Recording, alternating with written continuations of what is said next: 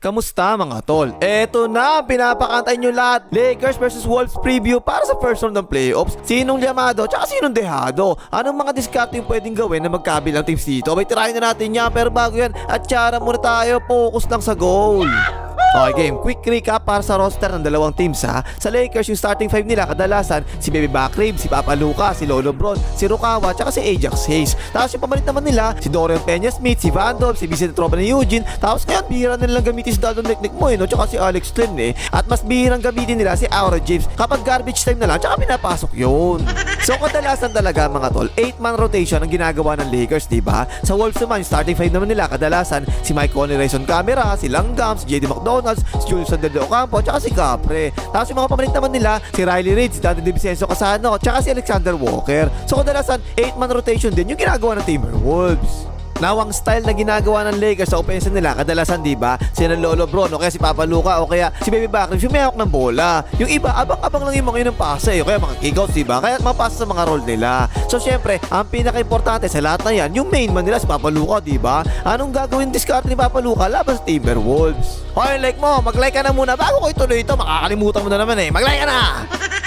Ang siguradong tatao dyan mga tol, eto syempre, si Jaden McDonald's diba? Ang best perimeter defender ng Timberwolves. At kung papasin nyo dyan ganyan, no? Walang health defense talaga mga tol no? Yan malamang madalas yung makita natin sa laban ng dalawang yan. Kasi for sure, ang gusto mangyari ng Timberwolves, madepensan mag-isa ni Jaden McDonald's, si Papa Luka, ng solo-solo lang talaga ha?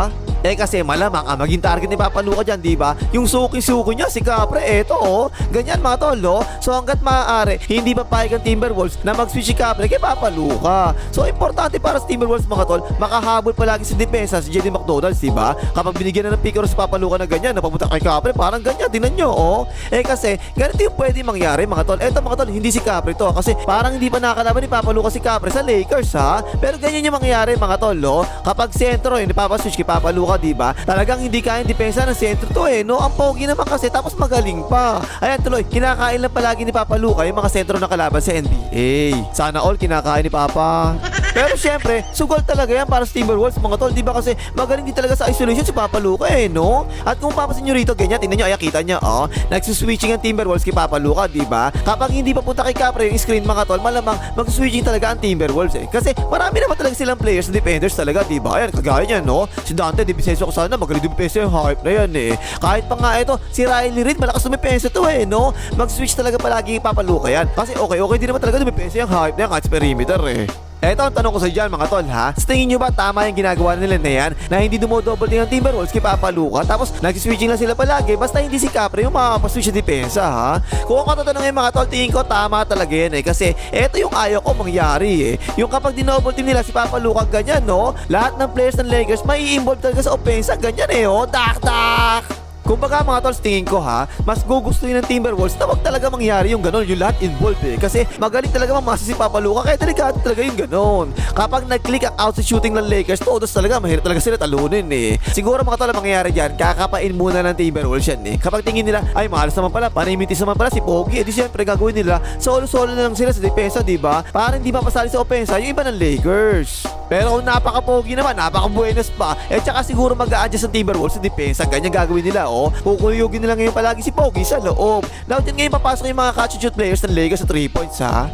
Ito, si Dorian Peña-Smith, 39.8% sa 3 points this season. Si Rukawa naman, 41.3% sa 3 points, mataas ha. Si Baby Bakrib naman, 37.7% naman sa 3 points. Si Vicente Tropa ni Eugene, 35.3% sa 3 points this season ha. At si Lolo Bron naman, 37.6% sa 3 points this season. Si Vandal medyo mababa mga tol 28.1% lang sa 3 points this season. At si Ajax Hayes naman, hindi siya tumitira ng 3 points ha, 0% this season.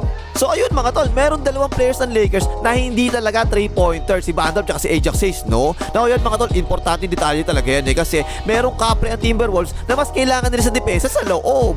Kaya nga, kung hindi nyo naalala, sinasabi ko kanina pa, importante hindi mapaswitch si Capre sa ball handler kasi ang pinakamagaling ni Capre sa depensa saan ba? Yung kapag help defense lang siya, diba? Yung ganyan, Kumbaga, may player talaga ang Timberwolves na nakatoka na tutulong palagi sa loob. Si Capre nga yung ganun yung toka. Magagaling kasi yung perimeter defender ng Timberwolves, diba? Jaden McDonald's, dati DiVincenzo Casano, kahit silang magaling na rin depensa sa perimeter yung hype na yun So mas maganda mangyari, meron sila second line of defense, diba? At si Capre na nga yung ganun.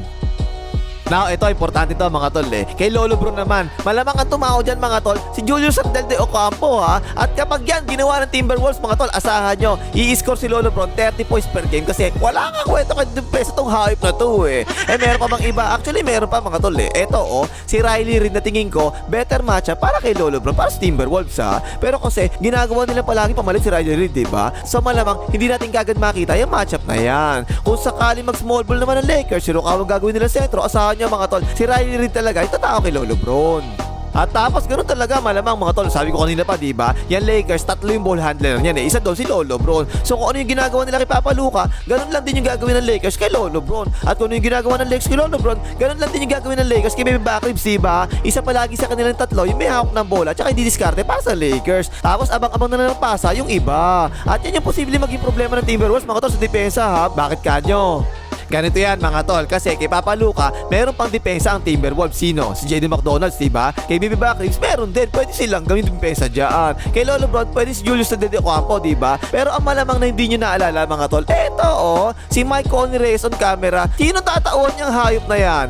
Kay Rukawa, ganyan. Ang laking mismatch siya kapag ganyan. Kaya tinan nyo depensa mga tol, nakabang na kagad, diba? Para tumulong. Kaya yan, drive and kick tuloy yung ginawa. Portre, patay ka dyan. Napakalaking butas nito para sa depensa ng Timberwolves mga tol kasi wala talaga itong paglalagay sa depensa Kaya napapatulong tuloy palagi sa loob ng Timberwolves at dyan magsisimula magulo yung depensa nila.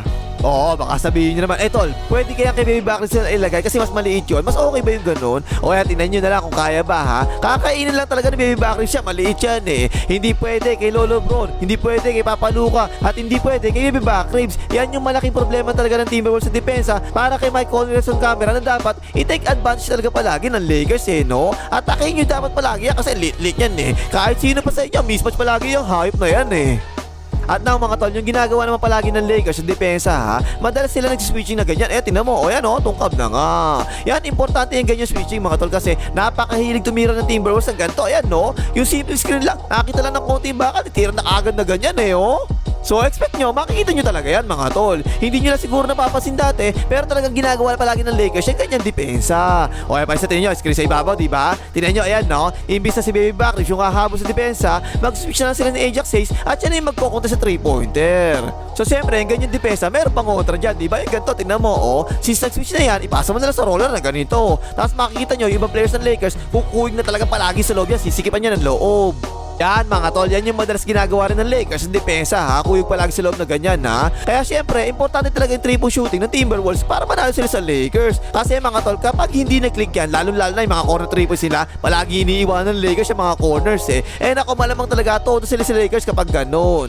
Kaso, nung huling naglaban sila ng Lakers mga tol, 2 out of 14 lang sila sa corner 3-points, ang baba So todas talaga sila kapag ganun, kaya talo nga sila sa laro na yun ito, tingnan nyo, perfect example talaga to Tingnan nyo mabuti kung paano i-prioritize yung Lakers yung defense nila sa loob kesa sa labas. Sa loob talaga palagi Tapos ganyan gagawin nila, magka-close out na lang sila palagi sa 3 points. Portre, patay ka dyan. So para talunin ng Timberwolves yung Lakers, kailangan talaga ang coach nila sino? Si Coach Shot dapat. Para dribble, drive, OS, puro kickouts na ganyan. Ayan, open niya, Portre, patay ka dyan. At kung kanina sinabi natin, di ba, merong butas yung depensa ng Timberwolves, meron din naman butas yung depensa ng Lakers Eto, si Pogi Papa Luka na napaka-pogi talaga pero napaka-walang kwenta talaga ng depensa nito, pogi na to So kung ako ang Timberwolves, mga tol, ang gagawin ko dyan, first quarter pa lang, kukuhanin ko palagi si switch ang pogi na yan at gagatasan ko ng gagatasan niya. Masarap pa naman yung gatas niyan. Yummy!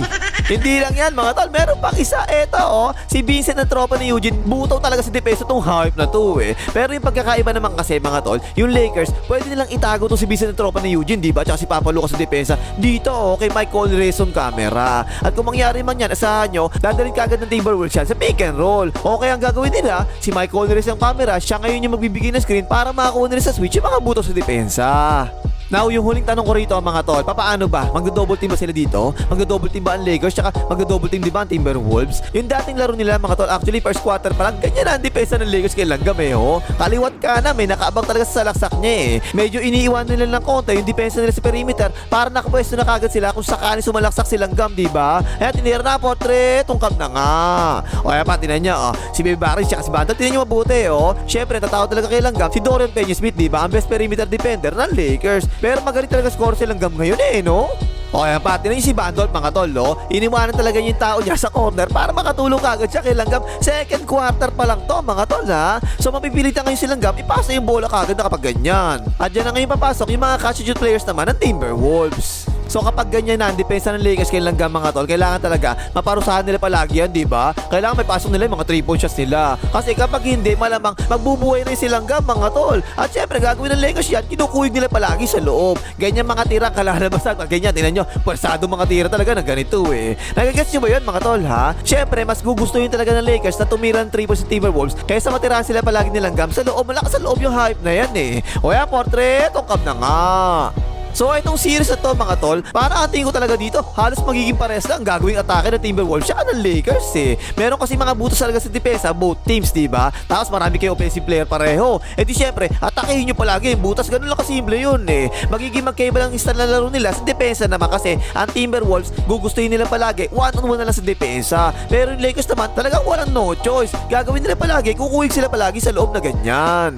So, ang tanong, sino ang Llamado at sino yung Dahado sa series na to? Ang seryoso sagot ko rito mga tol ha, hindi bias to ha. Parang match lang talaga yung Timberwolves at Lakers eh. As in match na match lang talaga eh no? Kung first five kasi pag-uusapan natin, halos pantay lang talaga yung first five eh. Mas malakas talaga ng konti yung first five ng Lakers sa opensa ha. Pero mas malakas naman yung Timberwolves sa depensa naman. So papantay lang talaga halos eh. Pero kung bench naman ang pag-uusapan natin mga tol, tingin ko ha, mas malakas pa ng konti yung bench ng Timberwolves kaysa sa bench ng Lakers. So kung huhulaan ko kung sino ba mananalo sa series na to, basta sinabi ko kanina, tingin ko Wolves in 7 games to mga tol. Unless na siguro kung biglang mag-average itong si Aura James ng 10 points per game, malamang 4-0 Lakers to, mananalo Lakers dito kapag ganoon. O ano pang himagas, mag-like kayo mga hater ng Lakers.